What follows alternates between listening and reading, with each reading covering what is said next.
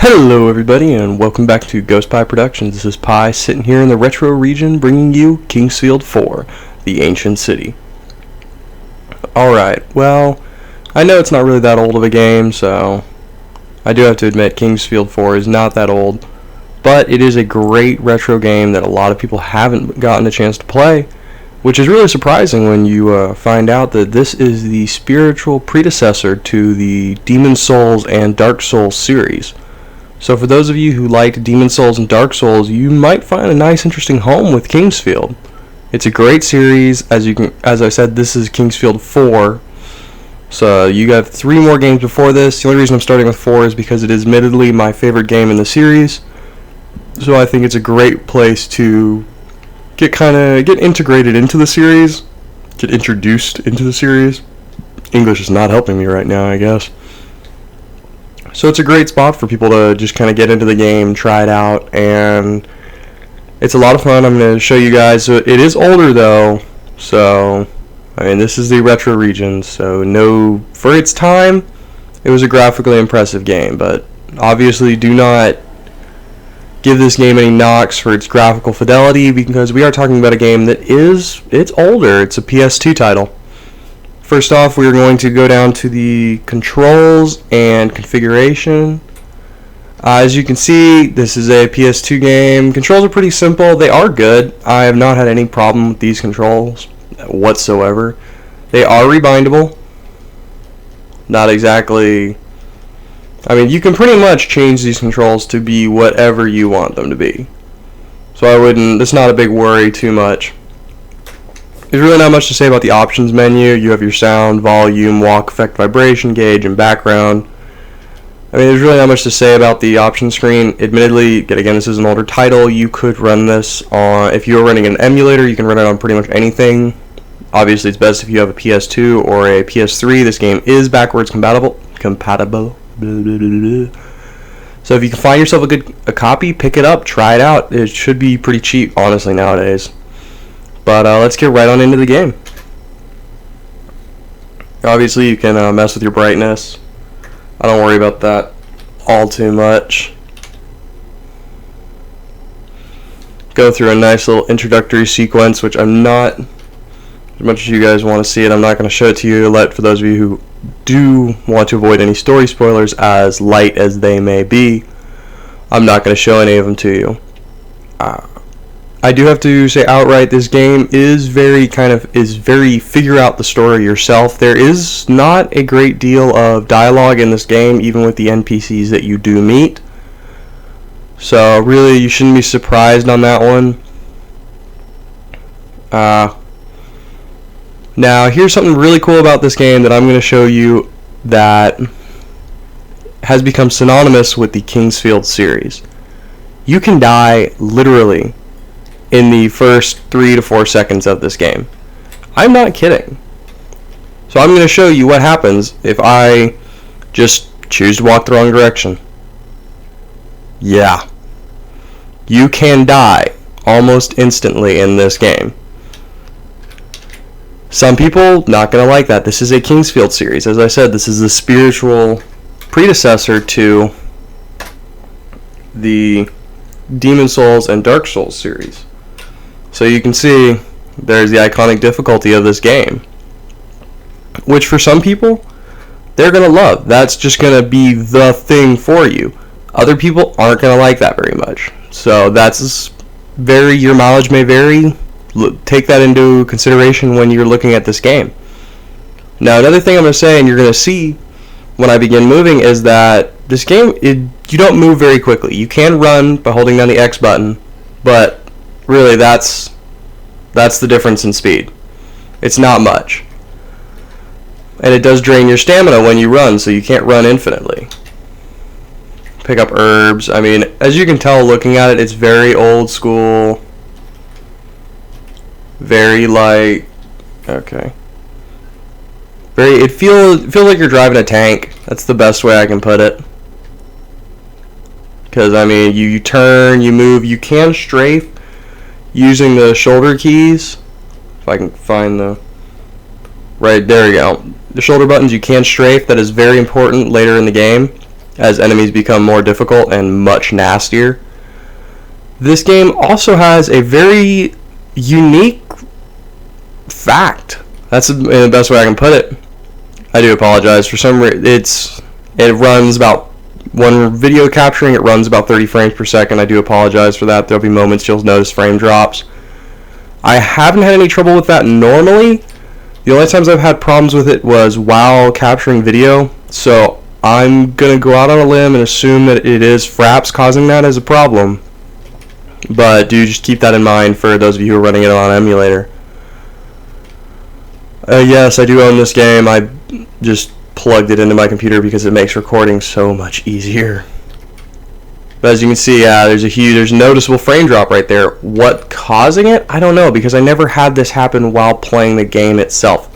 What I would assume is that's a loading screen, from the fact that this game doesn't have loading screens except under very specific circumstances, and as you as a player choose to do so, you will never see a loading screen.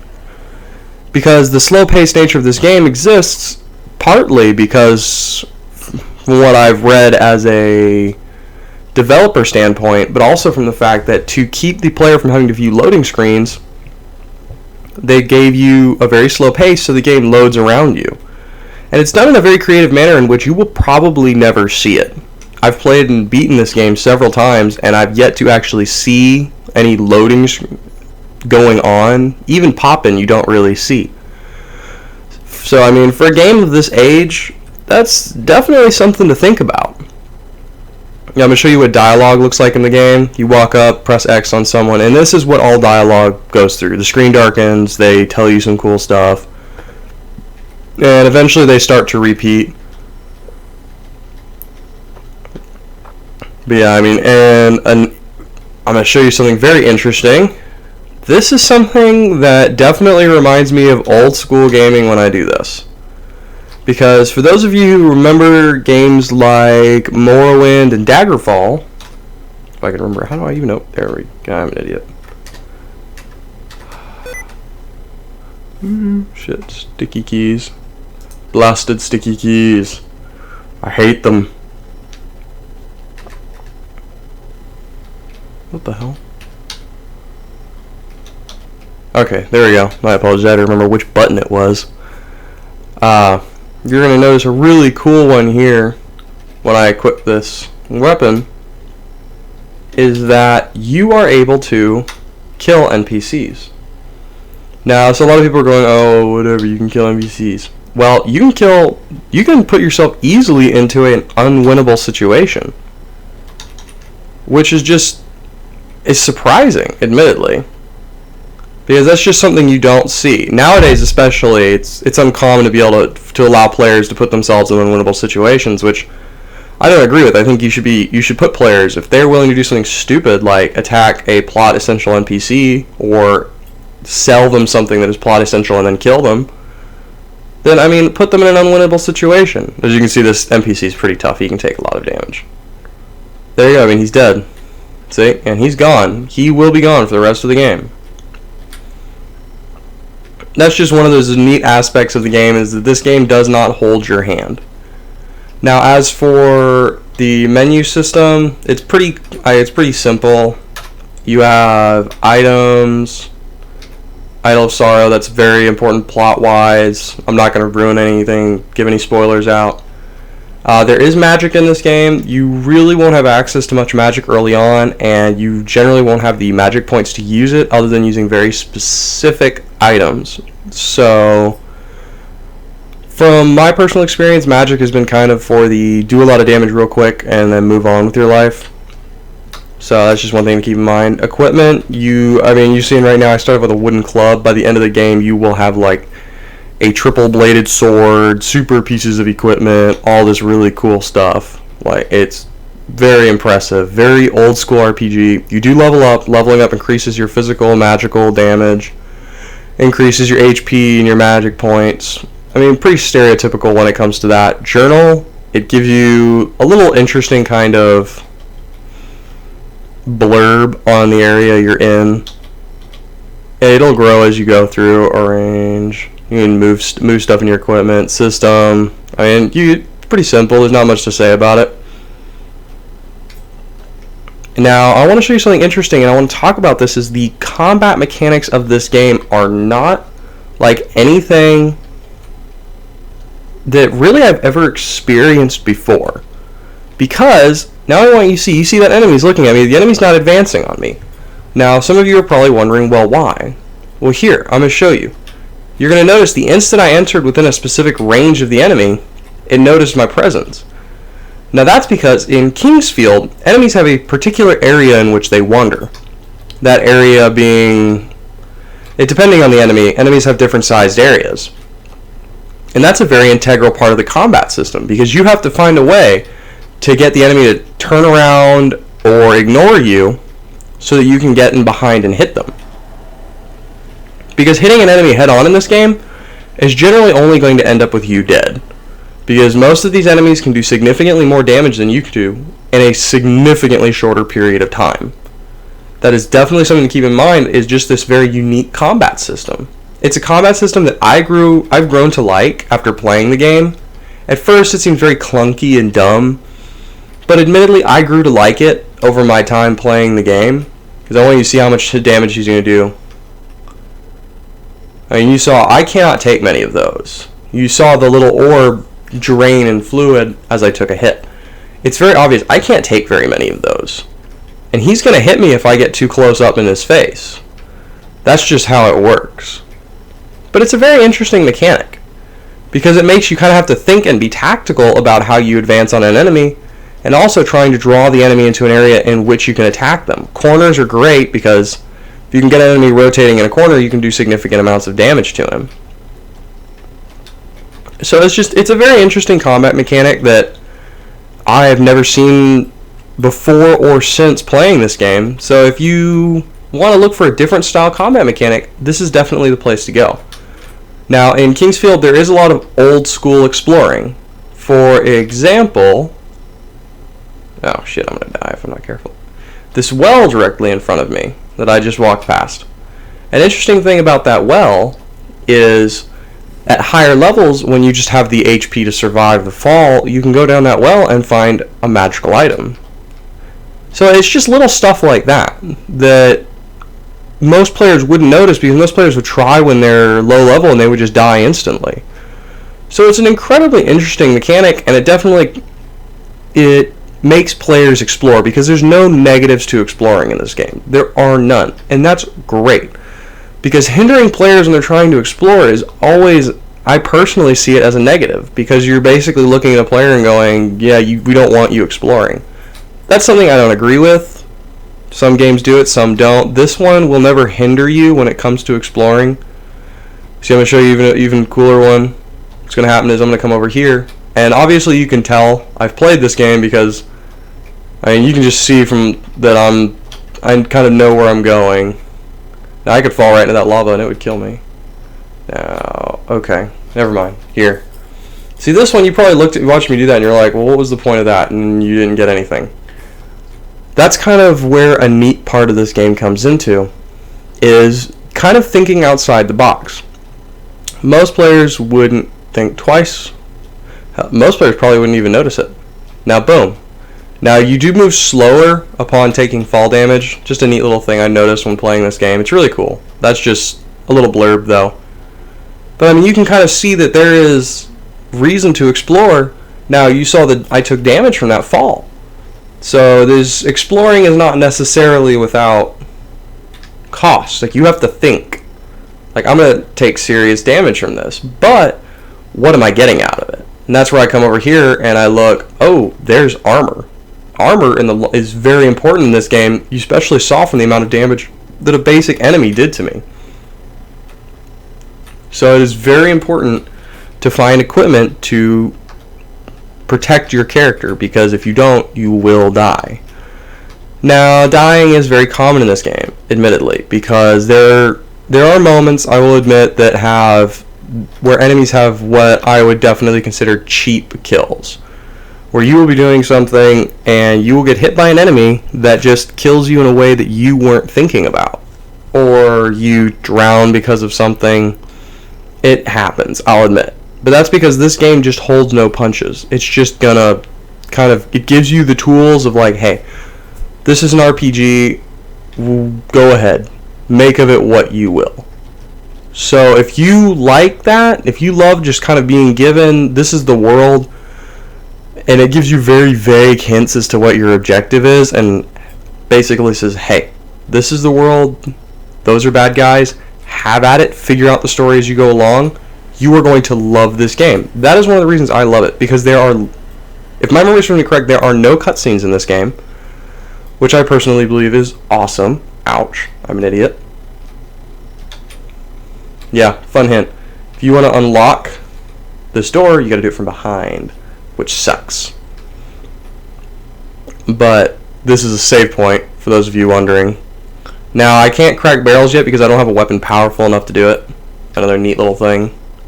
You do need certain powered weapons to break blocks or boxes. Admittedly, that's very quickly glossed over because it does not take long for you to access weapons with the power needed to do it. So that's just kind of a moot point. It's really not anything I would say it's not groundbreaking in any way. But it's neat. It's definitely something to look at. Now, admittedly, I could sit here all day and talk about this game.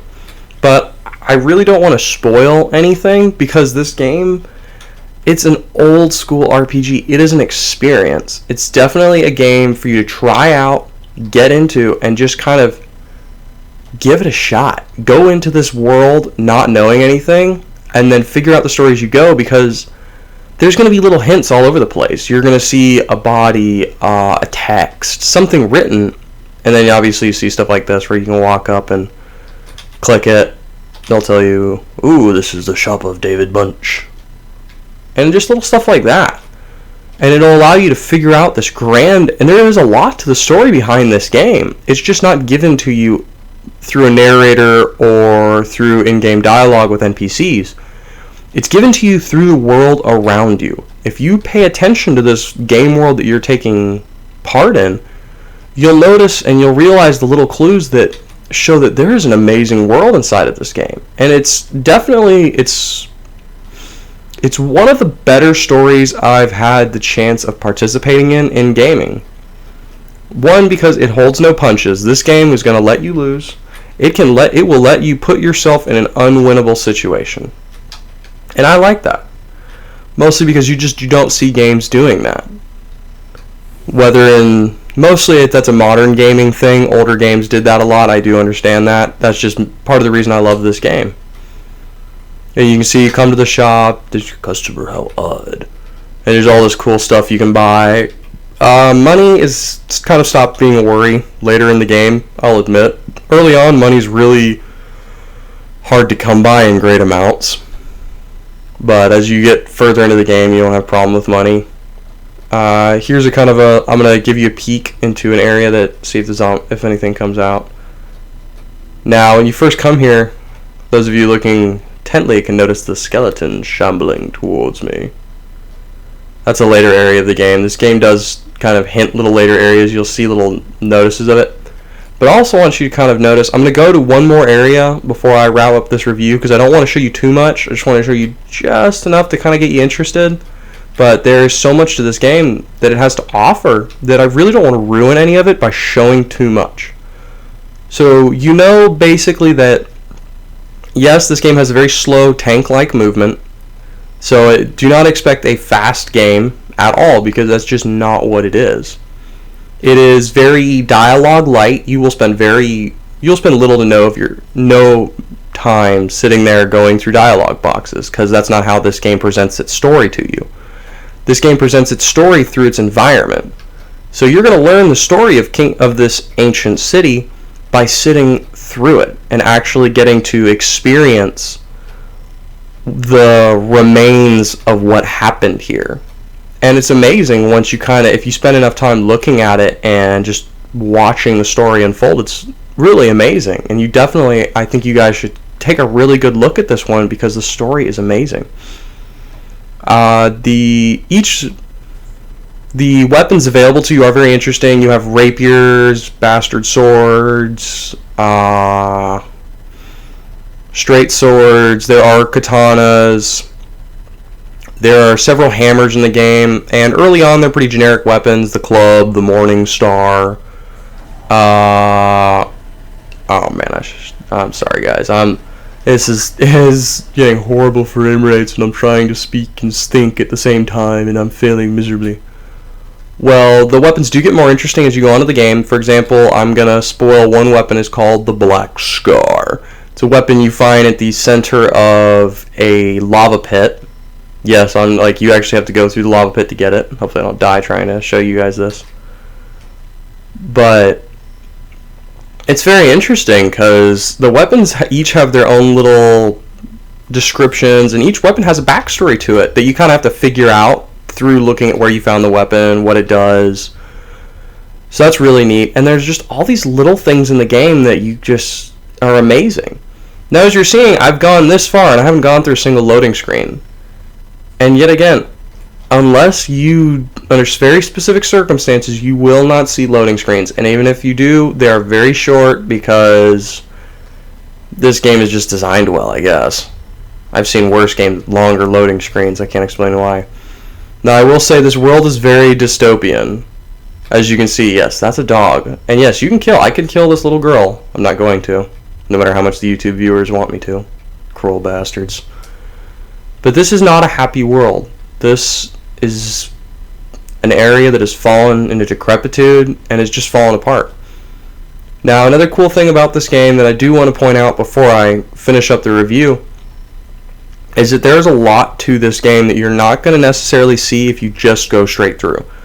I'm advising anyone who chooses to play this game, and I really do. I really have to say I love this game. It is a great game, and there's no way I know that I am not doing this game justice with my review, because there's so much I would love to tell you about this game, but I really think you should sit down and try this game out.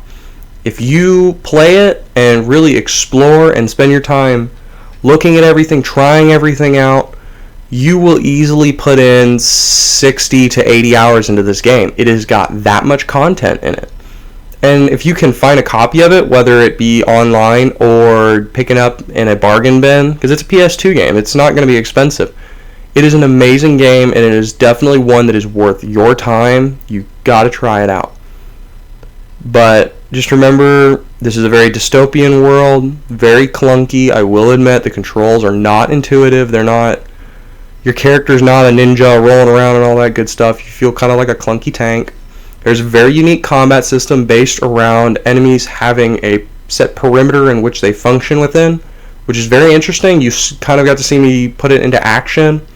If you like that, or if you find it interesting, give it a shot. I didn't really like it at first, but it did eventually grow on me, and I realized later in the game, it plays a very pivotal role in some of the enemies that you fight, because you're going to fight enemies that are so powerful that if you try to go swinging in head on with them, they will just trash you. So that's definitely something to keep in mind. There is great weapon variety in this game. By the end of the game, you're going to have like a demon sealed in a sword and all that good stuff. Like, you're going to have all kinds of crazy amounts of stuff. There's awesome armor types. There's crystal armor, fire armor, all these really amazing armor types. There are tons of enemy types. You've only so far seen skeletons, like a freaking demented evil flytrap, and beetles. But there is a great deal of boss variety in this game. I would love to show you the fire genie, because some of these bosses are huge. Like, I'm not even kidding how big some of these bosses can be. One sits in a pool of lava. But there's a great deal of enemy variety as well. And this world just feels stark, dark, and alone. This is one of the few games I've ever played that really kind of, through playing the game, you will tug sort of on your emotions, in the sense of you're looking at this world and you saw how beautiful it must have been. And you see how far it's fallen. So it's very interesting. It's definitely, for example, just look up at that cathedral in front of you. At one time, must have been amazingly beautiful, but you see as it's fallen into decay because of this world. But I have to advise, guys, try this out. This is Kingsfield 4, The Ancient City. This is a great game. I've loved it. If you have any questions about it, definitely go to our Facebook page, GhostPie Productions. Check us out. You can ask me any questions you'd like. This is Pi. Direct any questions that you have towards our retro or indie gaming towards Pi, because I'll have any information you guys might need, or I will find it out. Definitely for you guys. But come on, stay on the channel. Look at our other videos. Throw us a subscribe, and please, everybody, I am asking you this right now. I want you to shout us out to your friends. Shout us out on Twitter. We do have a Twitter. Follow us. Do have a Facebook like page. Go give us a like. Keep us going, guys, because I need your help. And this has been a great time sitting with you guys. This is Pi from GhostPie Productions, and thank you all for listening to me chat.